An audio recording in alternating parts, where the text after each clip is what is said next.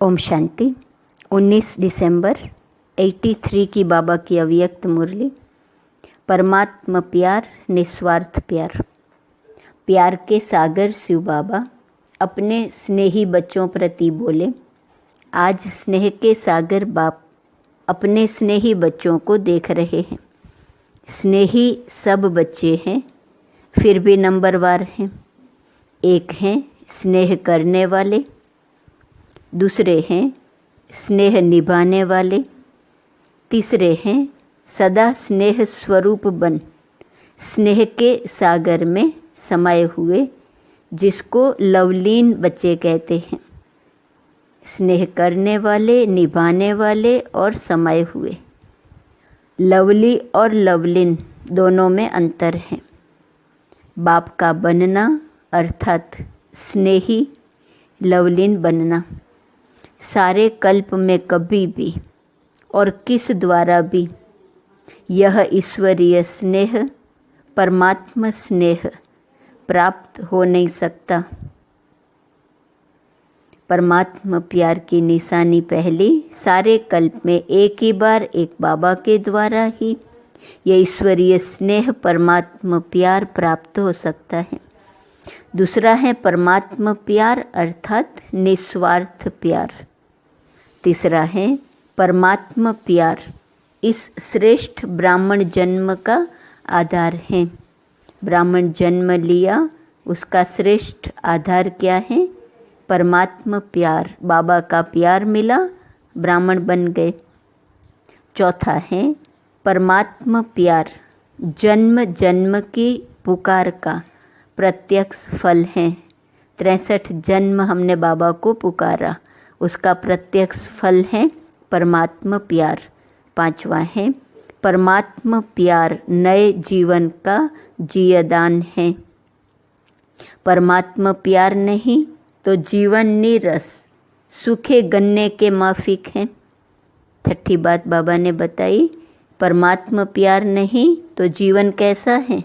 नीरस, सूखे गन्ने के माफिक हैं। सातवां है परमात्मा प्यार बाप के समीप लाने का साधन है।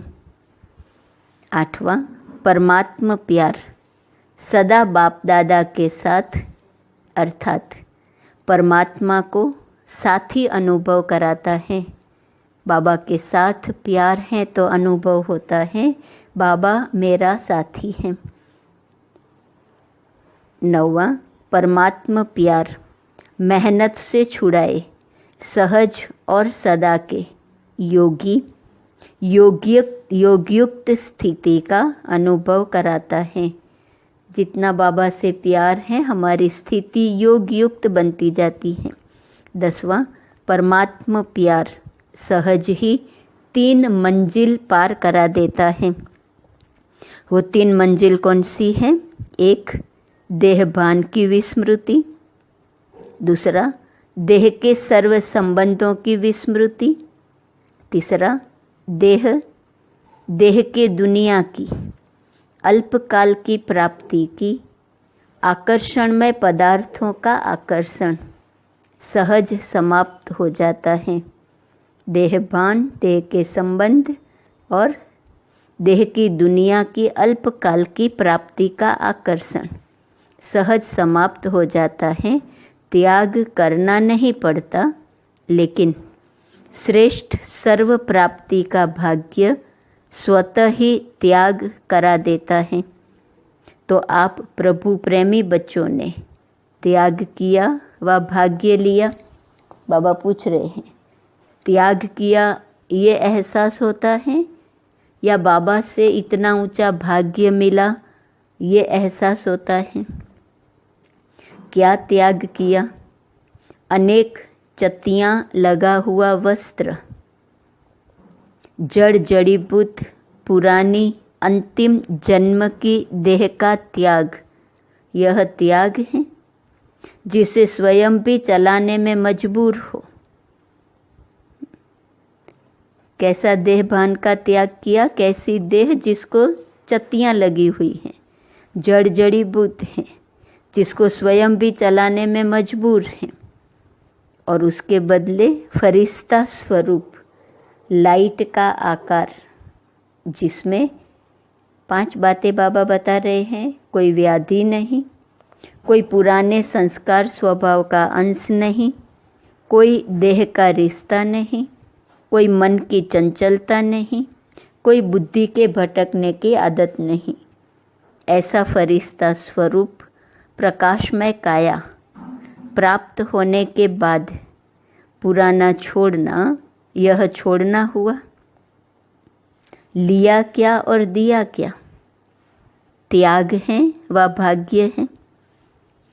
ऐसे ही ये देह का त्याग, दूसरा देह के संबंध, ऐसे ही देह के स्वार्थी संबंध, दूसरा सुख शांति का चैन छीनने वाले विनाशी संबंध। स्वार्थी संबंध जिसमें अभी भाई हैं, अभी स्वार्थवश दुश्मन हो जाते, दुख और धोखा देने वाले हो जाते। तीसरा मोह की रस्सियों में बांधने वाले संबंध। ऐसे अनेक संबंध छोड़ एक में सर्व सुखदायी संबंध प्राप्त करते तो क्या त्याग किया? सदा लेने वाले संबंध छोड़े, क्योंकि अभी आत्माएं लेती ही हैं, देते नहीं। एक बाप ही दातापन का प्यार देने वाला है, लेने की कोई कामना नहीं। चाहे कितनी भी धर्मात्मा, महात्मा, पुण्य आत्मा हो, गुप्त दानी हो, फिर भी लेता है, दाता नहीं है। स्नेह भी शुभ लेने की कामना वाला होगा। बाप तो संपन्न सागर है, इसलिए वह दाता है। 10 पॉइंट सुनी परमात्मा प्यार की। 11वीं पॉइंट है परमात्मा प्यार, दातापन का प्यार है, जिसे हमें मिलता ही मिलता है।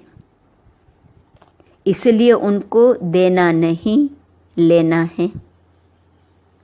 ऐसे ही विनाशी पदार्थ, तीसरा त्याग, विनाशी पदार्थ विषय भोग अर्थात विष भरे भोग हैं। पहला विषय भोग अर्थात विष भरे भोग हैं। दूसरा मेरे की जाल में फंसाने वाले विनाशी पदार्थ भोग भोग कर क्या बन गए? पिंजड़े के पंछी बन गए ना। ऐसे पदार्थ। तीसरा जिसने कखपति बना दिया, उसके बदले सर्वश्रेष्ठ पदार्थ देते जो पद्मा पदम पति बनाने वाले हैं। तो पदम पाकर कख छोड़ना क्या यह त्याग हुआ? परमात्मा प्यार भाग्य देने वाला है। 12वीं पॉइंट, परमात्मा प्यार भाग्य देने वाला है, त्याग स्वतः ही हुआ पड़ा है। ऐसे सहज सदा के त्यागी ही श्रेष्ठ भाग्यवान बनते हैं।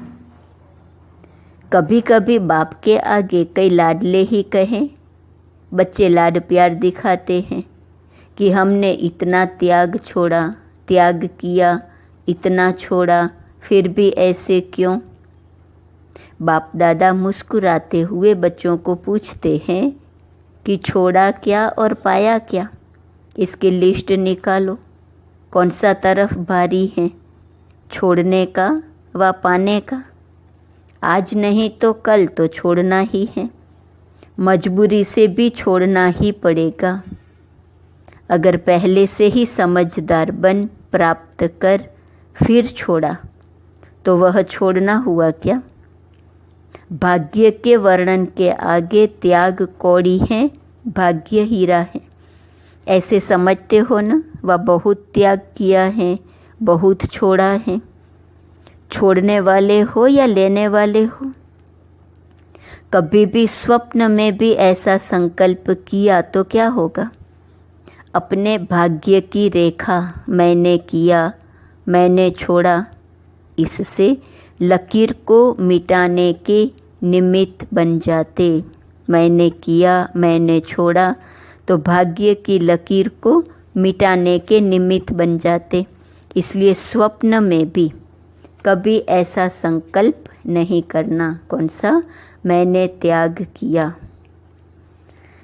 अच्छा, 13वां है प्रभु प्यार। सदा समर्पण भाव स्वतः ही अनुभव कराता है।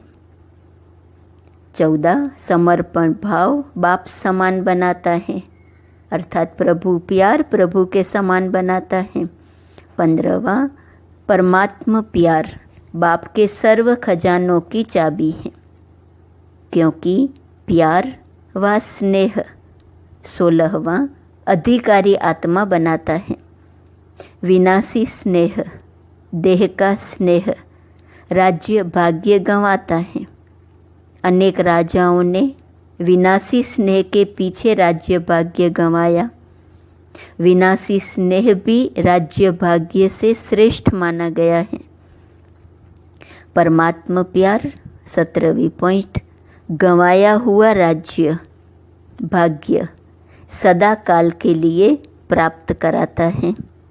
18वां परमात्मा प्यार डबल राज्य अधिकारी बनाता है। तो 18 पॉइंट बाबा ने बताई परमात्मा प्यार जो निस्वार्थ प्यार है उसकी विशेषता।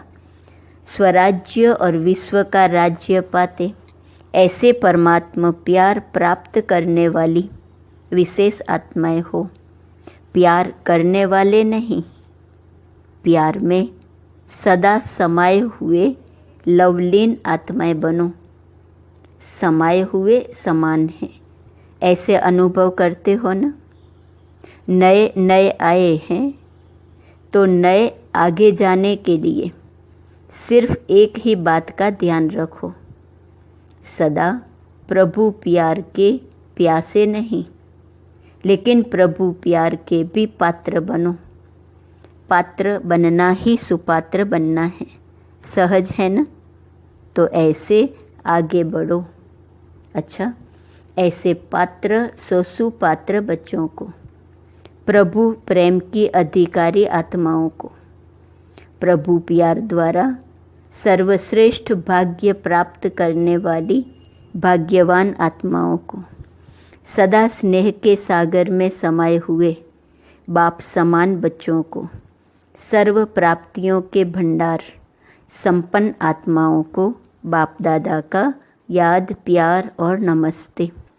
पार्टियों के साथ महातपस्या कौन सी है जिस तपस्या का बल विश्व को परिवर्तन कर सकता है?